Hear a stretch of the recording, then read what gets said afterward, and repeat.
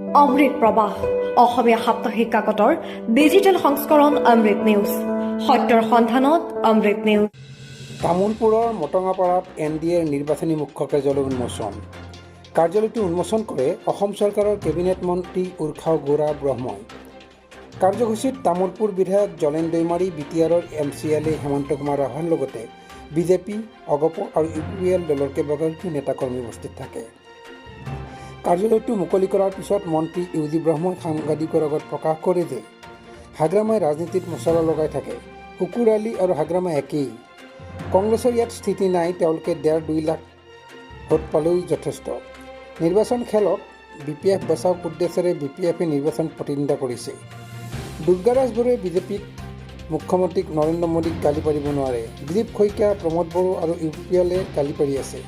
UPLক গালি পাৰি কি হ'ব? দৰং ওদালগুৰিতো NDAৰ পদুম ফুলহে আছে।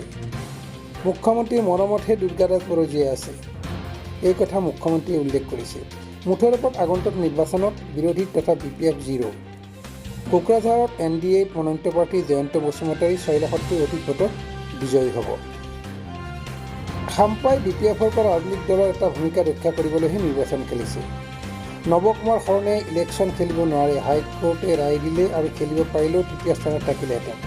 ইপিনে তামোলপুৰৰ বিধায়ক জলেন দৈমাৰীয়ে কয় যে দৰং ওদালগুৰিত NDAৰ মনোনীত প্ৰাৰ্থী দিলীপ শইকীয়াক জয়যুক্ত কৰিবলৈ ৰাইজে পদুম ফুলৰ ছবিত ভোট দিবলৈ অধিক আগ্ৰহেৰে বাট চাই আছে।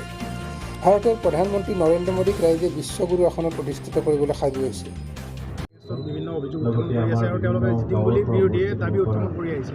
কি হ'ব? নাই, এটা কথা কওঁ, মানে মাধৱ ৰাজবংশী নামৰ মানুহজনক আজি বহুত বছৰৰ পিছত নামটো শুনিছোঁ। আৰু কংগ্ৰেছৰ ইয়াত স্থিতিও নাই। কংগ্ৰেছ 1.5 লাখ 2 লাখ ভোট যদি পায় ভাল কথা। আৰু দুৰ্গাদাস বড়ো ইয়াত ইলেকশ্যনটো জিকিবৰ কাৰণে অহা নাই। ইলেকশ্যন যিবিলাক তেওঁলোকৰ ভিতৰৰ কথা ময়ো গম পাওঁ, তেওঁলোকে আলোচনা কৰি আছে যে 2025 চনত কাউন্সিল ইলেকশ্যন হ'ব। এইবাৰ MP ইলেকশ্যনটো যদি খেলা নহয় তেতিয়া 25ত আমি খেলিব নোৱাৰিম। সেইকাৰণে এটা তেওঁলোকৰ উদ্দেশ্য হ'ল যে নিৰ্বাচন খেলক, BPF বচাওক। তাৰ কাৰণে তেওঁলোকে আহিছে। তাত দুৰ্গাদাস বড়ো গমেই পায়। আৰু আজি যিটো এটা নমিনেশ্যন দিয়াৰ ক্ষেত্ৰত প্ৰায় আজি 40,000মান মানুহ গোট খাই দিলীপ শইকীয়াক মানে সংগ দিলে জনগণৰ ৰাইজে।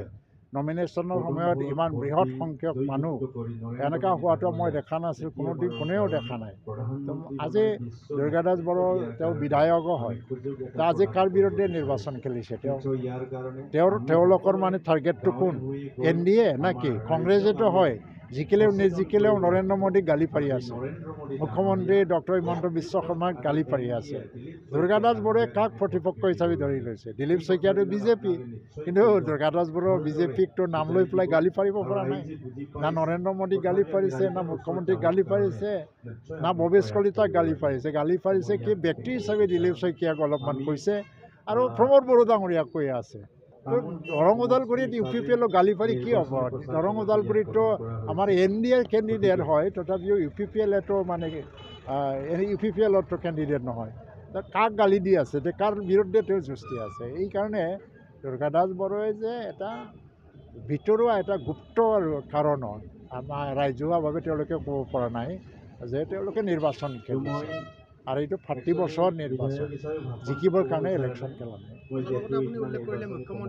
হয়, এইটোতো কয়, মুখ্যমন্ত্ৰীয়েও কৈছে যে আমিও জানো যে দুৰ্গাদাস বড়ো বিধায়ক হিচাপে একোৱেই নাই, জিৰ'। কিন্তু তেওঁলোকে ৰাজ্যসভাত ভোট দিলে BJP কেণ্ডিডেট বা মানে NDA কেণ্ডিডেটক।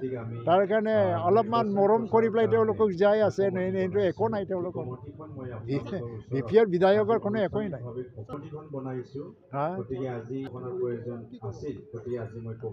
মই আজি এটা কথা কৈ আছোঁ, ৰাজনীতিও ইমান মানে কি হয়, সাধাৰণ মানে কিবা আঞ্জা ৰান্ধি পেলাই ভাত খালে ইমান জুতি নালাগে, অলপমান মছলা লাগে। আৰু হাগ্ৰামা অলপ মছলা লগাই আছে বস্তুটো।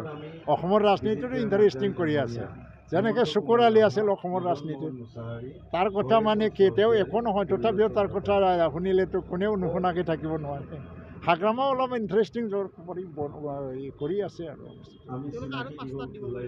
দিয়ক তেওঁলোকৰ আৰু পইচা টইচা ক'ৰবাৰ পৰা পাই আছে নেকি নাজানো।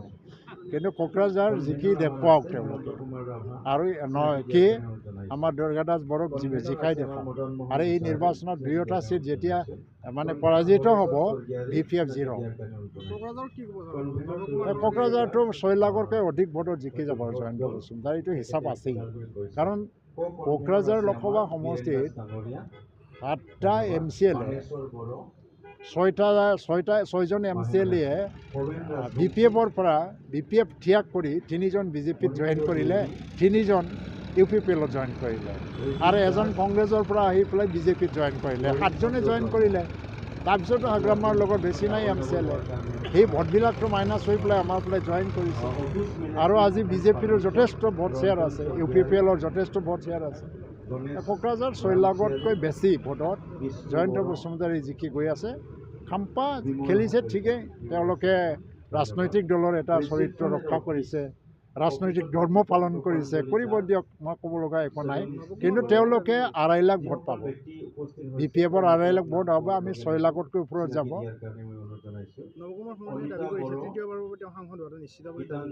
আজি হাইকোৰ্টে এটা ৰায় দিলে নৱ শৰ্মাৰ সৰণি আৰু নিৰ্বাচন খেলিব নোৱাৰে তাৰমানে তাৰ যিটো ইলেকশ্যন পিটিশ্যন চলি আছে তাত এই পিটিশ্যনটো ফাইনেল মানে ছেটেলমেণ্টত আহিব লাগে তো এনেই আগতে হাইকোৰ্টে ছিংগল বেঞ্চে তাক এটা সকাহ দিছিলে কিন্তু আজি ডাবল বেঞ্চে সি লাষ্ট যিটো অৰ্ডাৰ এইটো খাৰিজ কৰি পেলাই তাৰ চাৰ্টিফিকেট যে কেঞ্চেল হৈছে এইটো বাহাল ৰাখিব এই ইলেকশ্যন খেলিব নোৱাৰে কিন্তু খেলিব পাৰিলেও নৱশৰণীয়াৰ স্থান 3য় স্থান থাকিলেহেঁতেন কোকৰাঝাৰ আজি তামোলপুৰত নিৰ্বাচনী কাৰ্যালয় NDAৰ নিৰ্বাচনী কাৰ্যালয় উদ্বোধন কৰিবলৈ পাই মই ভাল লাগিছে তামোলপুৰ এনেই জিকি যোৱা এটা সমষ্টি বিধানসভা সমষ্টি হিচাপে কাৰণ ইয়াত যিটো BJPৰ দলীয় স্থিতি UPPLৰ দলীয় স্থিতি আৰু কিছু এৰিয়াত AGPৰ যিটো স্থিতি দেখিবলৈ পাইছোঁ তাত BPFৰ স্থিতি একেবাৰে শূন্য আৰু কংগ্ৰেছটো নায়েই সেইকাৰণে ইয়াত বেছি টান নহ'ব সেইকাৰণে ভাল লাগিছে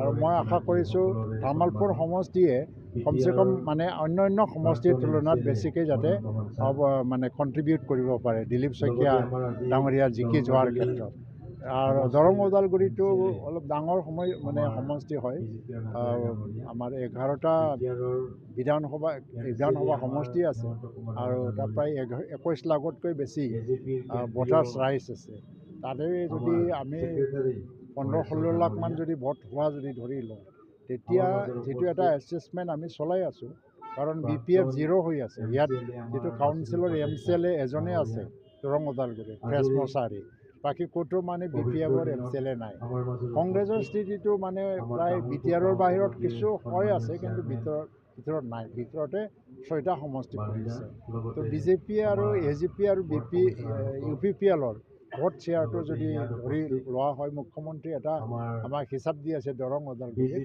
প্ৰায় মানে 3 লাখ ভোটৰ ব্যৱধানত জয়ী হ'ব দিলীপ শইকীয়া তো সেইটো সফল হ'বই আৰু এইটো কৰিবৰ কাৰণে কাৰ্যালয়টো আজি উদ্বোধন কৰা হৈছে আমি তামোলপুৰ LACৰ চেণ্ট্ৰেল ইয়াত ষ্টাৰিং কমিটি LACৰ চেণ্ট্ৰেল ষ্টাৰিং কমিটি ইয়াত আজি মুখ্য কাৰ্যালয়খন উদ্বোধন কৰা হ'ল আমাৰ সন্মানীয় অসমৰ কেবিনেট মন্ত্ৰী UG ব্ৰহ্ম ডাঙৰীয়াই আজি উদ্বোধন কৰিলে ইয়াত আজি উদ্বোধন কৰি আমি ইয়াৰ এখন সভা আয়োজন কৰিছোঁ য'ত তামোলপুৰ অঞ্চলৰ বিভিন্ন জাতি জনগোষ্ঠীৰ জ্যেষ্ঠ ব্যক্তিসকল উপস্থিত আছিল অহা 26 এপ্ৰিলৰ হ'বলগীয়া যি নিৰ্বাচন এই নিৰ্বাচনত তামোলপুৰবাসীয়ে দিলীপ শইকীয়া ডাঙৰীয়া পদুম ফুলত ভোট দি আমাৰ ভাৰতৰ বিশ্বগুৰু প্ৰধানমন্ত্ৰী নৰেন্দ্ৰ মোদী ডাঙৰীয়াক বিশ্বক নেতৃত্ব দিয়াৰ কাৰণে আজি আমি তামোলপুৰবাসীয়ে পদুম ফুলত ভোট দিয়াৰ কাৰণে ৰেডি হৈছে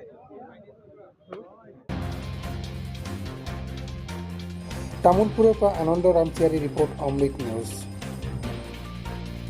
অমৃত প্ৰবাহ অসমীয়া সাপ্তাহিক কাকতৰ ডিজিটেল সংস্কৰণ অমৃত নিউজ সত্যৰ সন্ধানত অমৃত নিউজ